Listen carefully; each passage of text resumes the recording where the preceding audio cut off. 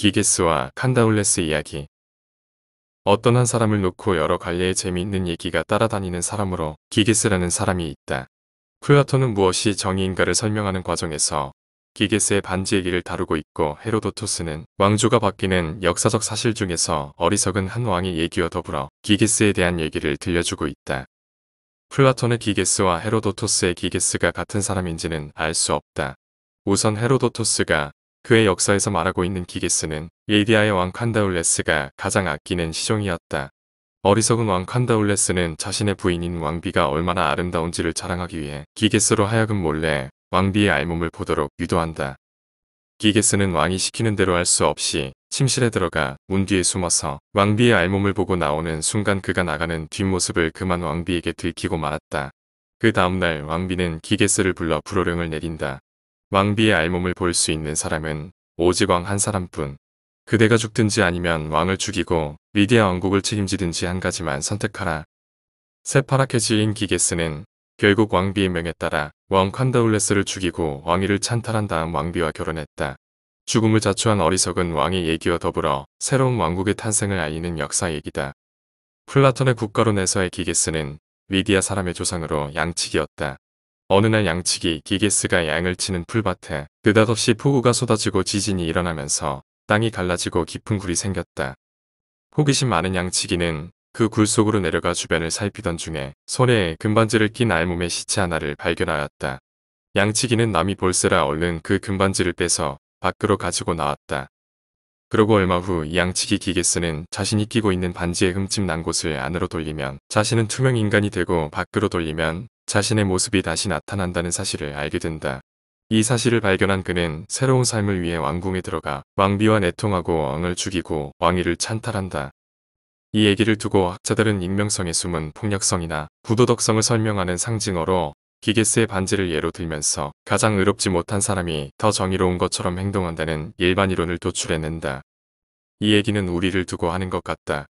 자신의 침실에 기게스를 불러들이는 칸다울레스의 어리석음과 자신이 마치 기게스의 반지라도 끼고 있는 듯이 익명의 너울을 쓰고 가장 정의로운 척하면서 갖은 불의를 다 저지르고 있는 무리들이 판을 치고 있는 것이 오늘의 우리 현실이 아닌가 싶어서다.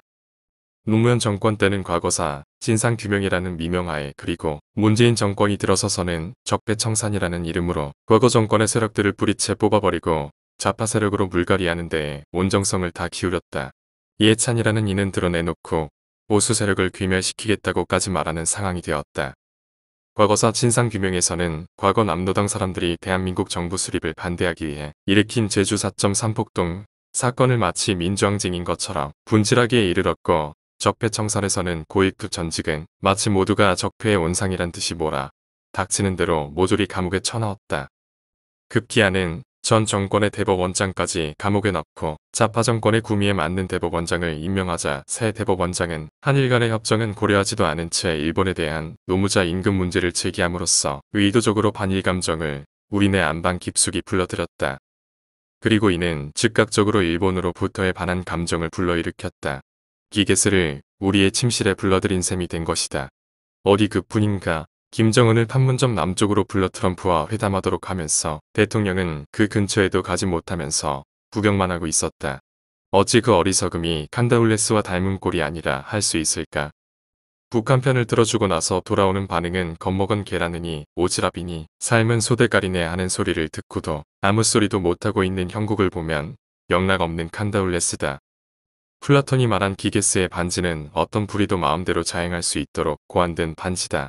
그리고도 자신의 행동이 마치 정의로운 것처럼 보이게 할 수도 있는 반지다.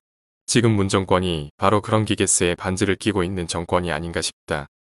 입만 열면 기회는 평등하고 과정은 공정할 것이며 결과는 정의로울 것이라고 하면서 정작 현실에 가서는 그렇지 않다는 사실을 우리는 조국이라는 위선자를 법무부 장관에 앉혔던 사실만 보아도 알만하다 할 것이다.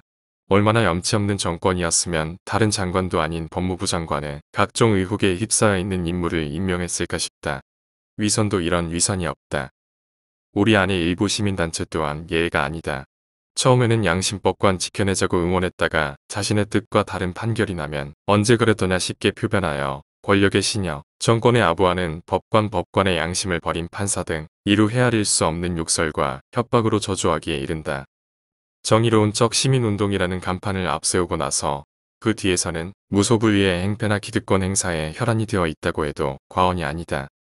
과거 미국산 쇠고기 수입 문제나 사드 배치, 세월호 진상규명과 같은 문제를 놓고 광란에 가까운 시위를 주도한 좌파 반미 세력들과 자신들의 뜻에 맞지 않는 판결을 했다고 제멋대로 폭력을 휘두르는 반지 세력들이야말로 적폐 세력이 아니고 무엇이겠는가. 문정권이 들어서서 얼마나 많은 적폐 세력을 양성하고 있는지 알고나 있는지 모를 일이다.